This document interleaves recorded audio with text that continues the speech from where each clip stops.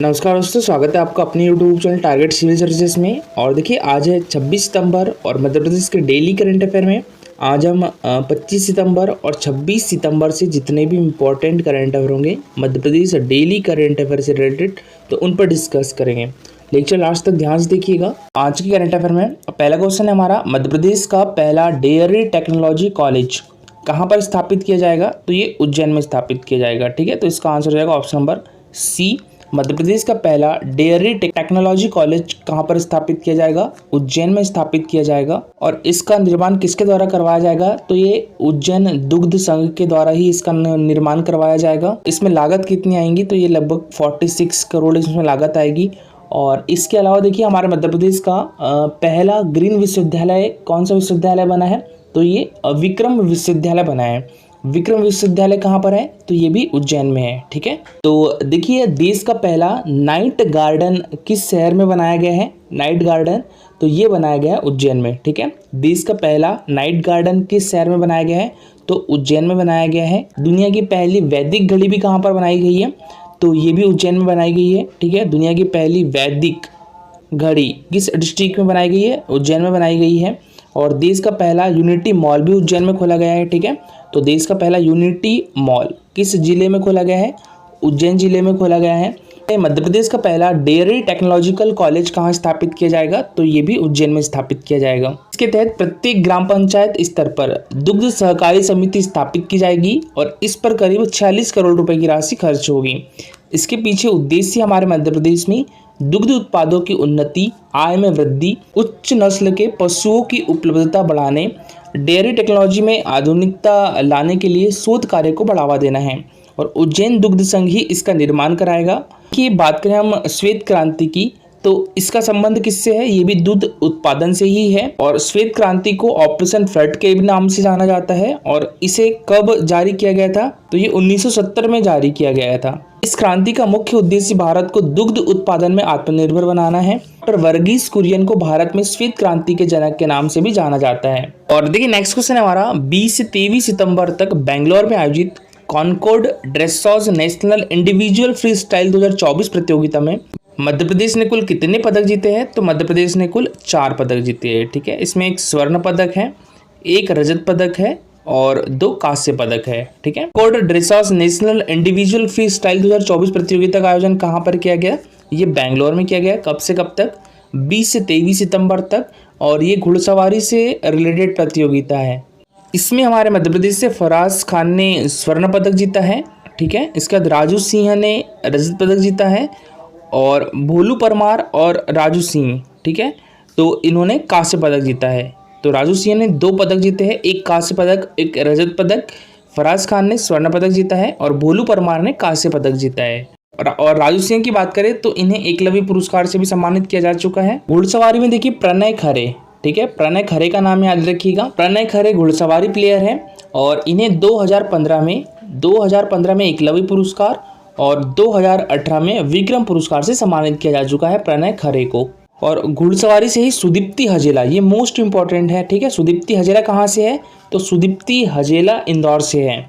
ये भी घुड़सवारी प्लेयर है। सुदीप्ति हजेला को वर्ष 2020 में, ठीक है, वर्ष 2020 में प्रधानमंत्री राष्ट्रीय बाल शक्ति पुरस्कार से भी सम्मानित किया गया था। और इन्हें 2017 में एकलव्य पुरस्कार से भी सम्मानित किया गया था मध्य प्रदेश गवर्नमेंट के द्वारा। देखिए इसके अलावा सुदीप्ति हजेला ने देखिए 19वां जो एशियन गेम्स है, 19वां एशियन गेम्स कब आयोजित किया गया था? ये 2022 में आयोजित किया गया था।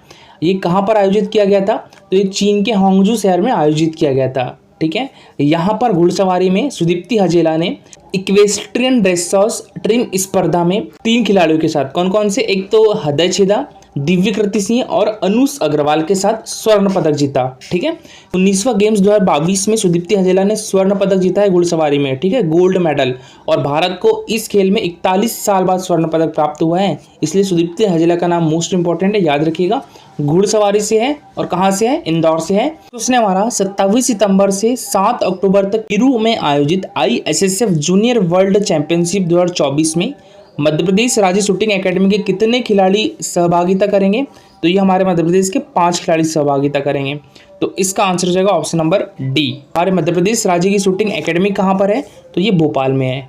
इसकी स्थापना कहाँ पर कब की गई थी? तो ये 2007 में की गई थी। ठीक है। मध्य प्रदेश तीरंदाजी एकेडमी का मुख्यालय पूछा जाए तो ये जबलपुर में है। ठीक है। तीरंदाजी एकेडमी का मुख्यालय कहाँ पर है? तो ये जबलपुर में है। और तीरंदाजी एकेडमी की स्थापना कब की गई थी? 2013 में की गई थी। अच्छा, मैं यहाँ पर ये क्यों बता रहा हूँ? क्योंकि ये पूछा जा चुका है। ठीक है। मध्य प्रदेश तीरंदाजी एकेडमी की का मुख्यालय कहाँ पर है? ये जबलपुर में है। शूटिंग की बात करें तो शूटिंग का मुख्यालय भोपाल में है। इसकी स्थापना 2007 में की गई थी। और शूटिंग प्लेयर में कौन कौन है हमारे मध्य प्रदेश में? सबसे पहले तो ऐश्वर्य प्रताप सिंह तोमर का नाम याद रखिएगा। ठीक है। ऐश्वर्य प्रताप सिंह तोमर का संबंध भी शूटिंग से है और ये कहाँ से है? खरगोन से है। मनीषा कीर का नाम भी याद रखिएगा। ठीक है। मनीषा कीर भी शूटिंग प्लेयर है और ये कहाँ से है? ये हमारे मध्य प्रदेश की राजधानी भोपाल से है। चिंकी यादव का नाम भी याद रखिएगा। चिंकी यादव कहाँ से है? ये भी भोपाल से है और शूटिंग प्लेयर है। और प्रगति दुबे, ठीक है, प्रगति दुबे भी शूटिंग प्लेयर है और ये कहाँ से है? ये रायसेन डिस्ट्रिक्ट से है।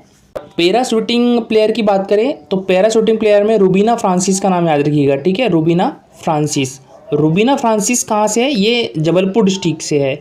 और अभी इन्होंने हाल ही में पेरिस पैरा ओलंपिक में कौन सा पदक जीता है? तो ब्रॉन्ज मेडल जीता है। ठीक है। रूबीना फ्रांसिस ने कौन सा मेडल जीता है? ब्रॉन्ज मेडल जीता है पेरिस पैरा ओलंपिक पे। अभी ISSF जूनियर वर्ल्ड चैंपियनशिप 2024 का आयोजन कहाँ पर किया जाएगा? पेरू में। इसमें हमारे मध्य प्रदेश के 5 खिलाड़ी पार्टिसिपेट करेंगे। कौन कौन से? एक तो सूरज शर्मा, शिवेंद्र बहादुर सिसोदिया, मानसी रघुवंशी, शिवानी रायगवार और सैयद अहयान।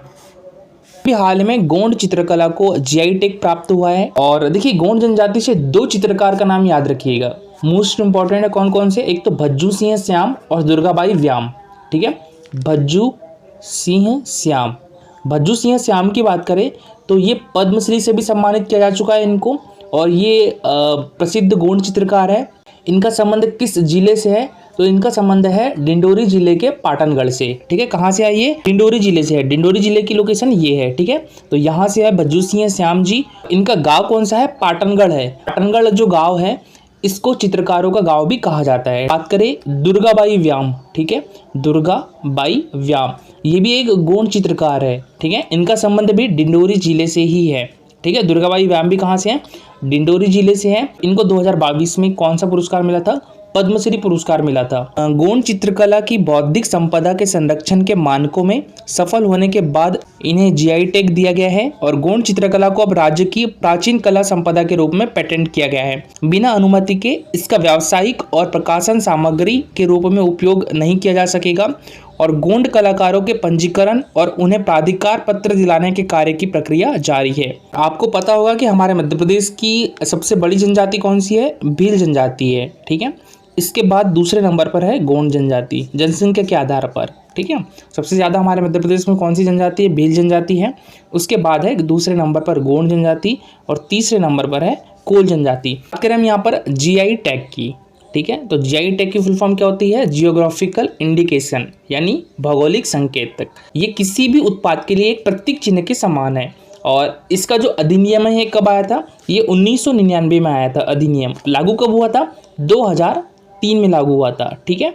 और हमारे मध्य प्रदेश में देखिए MPPSC 2024 में क्वेश्चन पूछा गया था कि जो चिन्नौर चावल है, ठीक है, चिन्नौर चावल को भी GI टैग मिला था। सन 2022 में मिला था चिन्नौर चावल को GI टैग। ठीक है। 2021-22 में मिला था। तो चिन्नौर चावल का संबंध किस जिले से है? बालाघाट से है। और देखिए चिन्नौर चावल का संबंध बालाघाट से है। और बालाघाट से ही हैंडलूम साड़ियों का भी संबंध है। हैंडलूम साड़ियाँ भी कहाँ से है? ये बालाघाट से है। तो हैंडलूम साड़ियों को GI टैग कब मिला था? 2022-23 में मिला था। ठीक है। तो हैंडलूम साड़ियाँ और चिन्नौर चावल ये दोनों कहाँ से है? बालाघाट से है। इसके जस्ट ऊपर देखिए कौन सा डिस्ट्रिक्ट है? मंडला डिस्ट्रिक्ट है। मंडला डिस्ट्रिक्ट के बाद है यहाँ पर डिंडोरी डिस्ट्रिक्ट। ठीक है। तो डिंडोरी डिस्ट्रिक्ट की बात करें तो यहाँ पर लौह शिल्प के उत्पाद को GI टैग मिला है। ठीक है। तो जो लौह शिल्प उत्पाद है ये कहाँ का है? डिंडोरी जिले का है। और इसको GI टैग प्राप्त हुआ है 2022-23 में। ठीक है। इसके जस्ट साइड में देखिए जबलपुर जिला है ना? जबलपुर जिला, जिसे हम हमारे मध्य प्रदेश की संस्कार धानी भी कहते हैं। तो यहाँ पर पत्थर शिल्प जो संगमरमर है इसे GI टैग मिला था 2022-23 में। ठीक है। तो पत्थर शिल्प संगमरमर कहाँ का है? ये जबलपुर का है। इसे GI टैग 2022-23 में दिया गया था। ठीक है। तो ये एरिया याद रखिएगा। जबलपुर का क्या है? पत्थर शिल्प संगमरमर। डिंडोरी की बात करें तो लौह शिल्प। और हैंडलूम साड़ियाँ और चिन्नौर चावल का कहाँ का है? ये बालाघाट का है। ठीक है। और इसके बाद अब आ जाइए रीवा जिले पे। रीवा जिले की लोकेशन कहाँ पर है, ये है रीवा जिला, ठीक है। तो रीवा जिला का जो सुंदर राजा आम है, इसे जीआई टैग मिला था 2022-23 में, ठीक है। सुंदर राजा आम कहाँ का है, रीवा जिले का है। इसे जीआई टैग कब मिला था, 2022-23 में। इसके बाद आ जाइए टीकमगढ़ में। टीकमगढ़ जिले की लोकेशन क्या है, ये है टीकमगढ़ जिला। और इसके बाद देखिए ये है दतिया जिला, ठीक है। दतिया जिला और टीकमगढ़ जिला की बात करें तो यहाँ का एक उत्पाद है बेल मैटर वेयर, ठीक है। यहाँ का दोनों का उत्पाद क्या है, बेल मैटर वेयर। इसे 2008-9 में जो है जीआई टैग मिला था, ठीक है। तो बेल मैटर वेयर को जीआई टैग कब मिला था, 2008-9 में। बेल मैटर वेयर कहाँ का है, एक तो दतिया का है, एक टीकमगढ़ का है। ग्वालियर इसके जस्ट ऊपर है, ये है। तो यहाँ का जो उत्पाद है कौन सा, हस्त निर्मित कालीन। हस्त निर्मित कालीन कहाँ का है, ये ग्वालियर का है। इसे जीआई टैग कब मिला था, 2022-23 में इसे जीआई टैग मिला था, ठीक है, हस्त निर्मित कालीन। इसके बाद जस्ट इसके साइड में देखिए मुरैना है ना। तो यहाँ पर मुरैना 2 जिलों से अपनी बॉर्डर शेयर कर रहे हैं ना, कौन कौन से, एक तो ये हो गया कौन सा, यूपी, और एक ये हो गया राजस्थान, है ना। तो यहाँ का कौन सा उत्पाद है, गजक उत्पाद है। गजक उत्पाद को जीआई टैग कब मिला हुआ था, तो ये 2022-23 में। गजक एक मिठाई है, ठीक है। तो यहाँ की जो गजक मिठाई है, इसे जीआई टैग कब मिला था, 2022-23 में मिला था। अरे रतलाम जिले की, रतलाम जिले की लोकेशन कहाँ पर है, ये है, आपको गिरा दिख जाएगा। तो यहाँ का एक उत्पाद है रतलामी सेव, ये आपको आसानी से याद रखेगा। इसे जीआई टैग 2014-15 में मिला था, ठीक है। और इसके जस्ट साइड में देखिए आप उज्जैन डिस्ट्रिक्ट है ना। तो उज्जैन डिस्ट्रिक्ट का एक बटिक प्रिंट है। बटिक प्रिंट कहाँ का है, उज्जैन का है। इसे जीआई टैग 2022-23 में भी हाल ही में दिया गया था। उसके जस्ट नीचे देखिए इंदौर, ठीक है, हमारे मध्य प्रदेश की आर्थिक राजधानी है। और सबसे देश में सबसे स्वच्छ शहर भी कौन सा है, इंदौर है। लगातार 7वीं बार सबसे स्वच्छ शहर बना है।